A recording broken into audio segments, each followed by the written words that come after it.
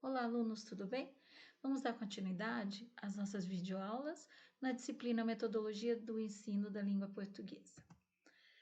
O tema de hoje é a BNCC e a escrita. A escrita, lembrando que é um dos eixos definidos pela BNCC para o estudo da língua portuguesa. Dividi a matéria e a aula de hoje será a parte 1. Falando um pouquinho sobre a base, a BNCC, Base Nacional Comum Curricular, temos que refletir um pouquinho a respeito da educação. A educação, como todos os outros aspectos da vida, está em constante evolução. Atualmente, o aprendizado de crianças e adolescentes não é mais abordado a partir da compreensão de conteúdos das grades curriculares, ou seja, a preocupação não se limita a respeito do aprendizado, não se limita a compreender as disciplinas definidas nas grades curriculares. O processo de aprendizagem ele deve ser visto atualmente de uma forma mais global. E é então que podemos falar dos campos de experiência da BNCC. Essa divisão por campos de experiência na educação infantil da BNCC tem o objetivo de, entre outras coisas, priorizar o desenvolvimento do aluno de maneira holística. Holístico quer dizer entendimento integral dos fenômenos. Então, essa visão que eu falei anteriormente, de forma global, né? O aprendizado como um todo. Como então a base organiza esse aprendizado? A BNCC ela está em fase de implantação na educação básica, que vai englobar o ensino infantil, fundamental e médio. Nessa fase de implantação, ela vai estabelecer direitos de aprendizagem e campos de experiência, que vão assinalar uma nova maneira de se organizar o ensino. A inovação pode ser vista, né? Qual é a maior inovação da BNCC? Que a criança ela é percebida como centro do processo educativo. Tudo deve girar ao redor da criança, o objetivo final, o aprendizado do aluno. Então, essa é uma inovação na BNCC. A BNCC, em fase de implementação, define as diretrizes para o campo de educação básica brasileira. Este documento, então, vai estabelecer os campos de experiência, como eu já citei. Os campos de experiência devem ser trabalhados nas instituições de ensino e vão promover uma reorganização do ensino, favorecendo o crescimento infantil. Vamos ver um pouquinho dos campos de experiências. Eles são aplicados na educação infantil e eu quero explicar para vocês por que eu estou iniciando na educação infantil, se já foi definido que nessa disciplina iremos trabalhar com alunos já alfabetizados a partir do 3º ano. Mas eu acho muito importante entendermos qual foi a base desse contato, né? Contato com a língua. E para a gente entender a base, temos que ir lá no comecinho da educação infantil. Então, eu só vou citar os tipos de campos definidos pela BNCC, campos de experiências. Vocês já devem até ter visto em outras disciplinas. E vou enfatizar qual que nos interessa mais no tocante à língua portuguesa. São eles: o eu, o outro e o nós, que vai trabalhar diretamente o desenvolvimento pessoal e social da criança. Corpo, gestos e movimentos, que foca nas atividades que desenvolvem a coordenação motora das crianças. Traços, sons, cores e formas, que apresenta à criança produções artísticas, culturais, científicas, locais e universais. E o último campo de experiências, oralidade e escrita, que trabalha com o falar, o ouvir, como atos de apropriação da linguagem, com o foco na fala e escuta. E é exatamente este último campo de experiência que nos interessa. No momento que trabalhamos a oralidade e a escrita, mesmo com crianças ainda não alfabetizadas, estamos trabalhando o falar, o ouvir, a escuta. São todos os atos que existem de apropriação da linguagem. Dessa forma, podemos entender qual que é a base desse contato da criança com a língua. Desde cedo, a criança manifesta curiosidade em relação à cultura escrita. Então, a cultura escrita, ela existe mesmo para os que não são ainda alfabetizados, como eles ouvem, acompanham a leitura de textos, observam os textos que circulam nos diversos contextos, familiar, comunitário, escolar, e a criança vai construindo uma concepção do que é a língua escrita, né? Ela observa ali o adulto, o professor, os pais, lendo para ela uma história, e ela observa que ali existem registros gráficos, que aquilo é traduzido no que ela escuta. Assim, ela vai reconhecendo usos sociais da escrita, os gêneros que existem, né, os suportes, de que formas eles são registrados, e os portadores, quem que carrega essa escrita e quem leva adiante, né, os autores, escritores e os leitores também. Na educação infantil, a imersão na cultura escrita deve partir do que as crianças conhecem. Então, as curiosidades que elas deixam transparecer.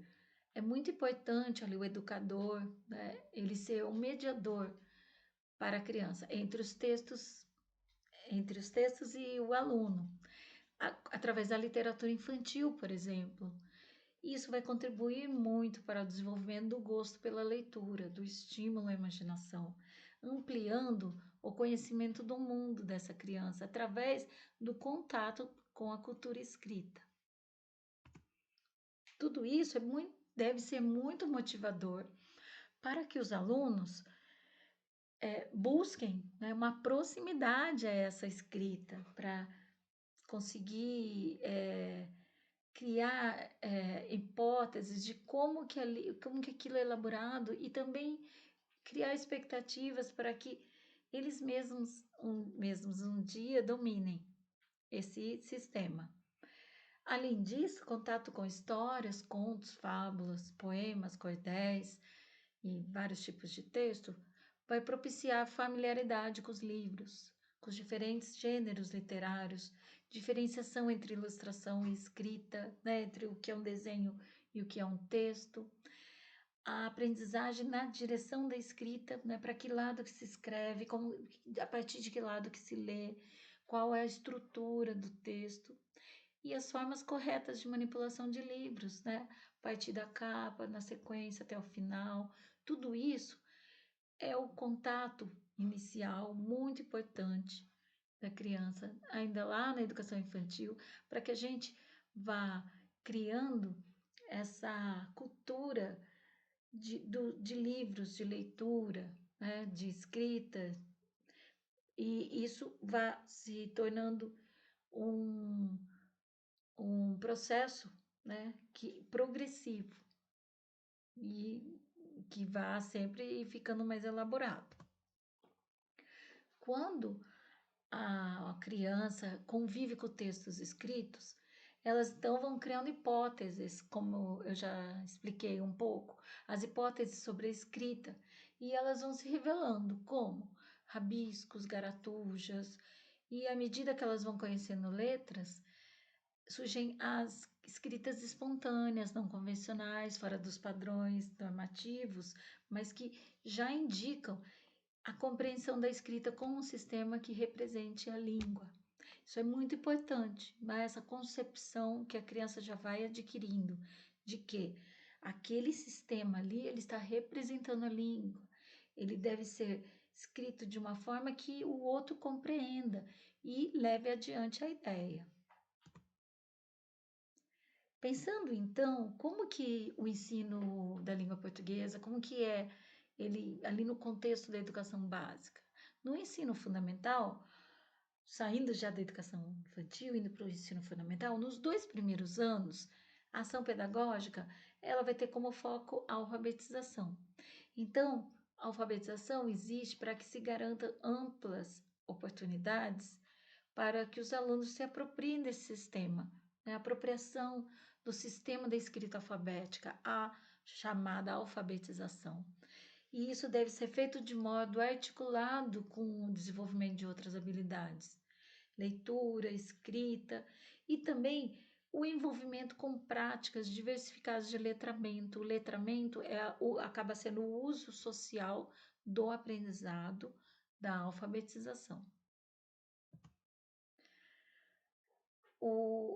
Há um parecer do Conselho Nacional de Educação que eu retirei, coloquei no conteúdo, porque eu acho muito importante esse texto, que diz que os conteúdos dos diversos componentes curriculares, ao descortinarem às crianças o conhecimento do mundo por meio de novos olhares, lhes oferecem oportunidades de exercitar a leitura e a escrita de um modo mais significativo. Então, essa palavra descortinar, né? abrir a criança, a janela, né, da criança ao mundo. Isso lembra muito também o texto que vocês já leram, que cita ali o personagem do Guimarães Rosa, Miguelin, como ele se limitava à visão da vida por não enxergar, por não ter óculos. O aluno, conforme ele vai entrando nesse mundo, né, das letras, do sistema gráfico, do alfabeto, e também usando isso como uma prática social, ele se vê descortinando, né, abrindo a cortina para o mundo.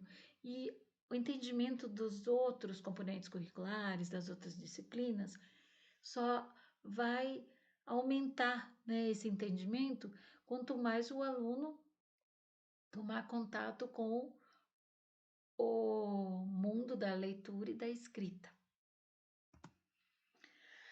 Ao longo do ensino fundamental, então, nós temos uma progressão do conhecimento que vai ocorrendo com a consolidação dessas aprendizagens. Então, consolidando aprendizagens anteriores, vamos ampliar as práticas de linguagem e as experiências estéticas, né? Por exemplo, entrar em contato com poemas diversos, com a literatura e também experiências interculturais entre as crianças, né? Cada um se manifestando a sua própria cultura a partir da linguagem.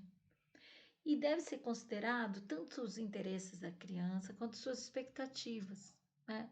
Sempre lembrando da tentativa de proximidade com o contexto de vida da criança. Amplia-se também a autonomia intelectual, a compreensão de normas e o interesse pela vida social, o que lhes possibilita lidar com sistemas mais amplos, que dizem respeito às relações dos sujeitos entre si. Então, é o sujeito entre si, o sujeito com a natureza, sua relação com a história, com a cultura, com as tecnologias e com o ambiente. Tudo isso só vem ali acrescentar essa progressão de aprendizado que todos esperamos que o aluno tenha. Dentro, então, das divisões da BNCC propostas, vimos os campos de experiência na educação infantil e eu os utilizei para que entendamos que é uma sequência esse processo. Vamos começar no terceiro. Não, né? A gente tem que lembrar um pouquinho o que o aluno viu antes. A partir dessa divisão, nós agora vamos ver dois temas muito importantes que devem ser muito bem conceituados para que vocês não confundam: campos de atuação e práticas de linguagem. Campos de atuação pode ser considerado o lugar onde a linguagem aparece, né? Onde que a linguagem está sendo utilizada. Então, é um campo de prática social, um campo de vivência artística, existe também o campo de um conhecimento científico. Depois, na terceira parte, eu vou mostrar um pouquinho para vocês quais são os campos de atuação.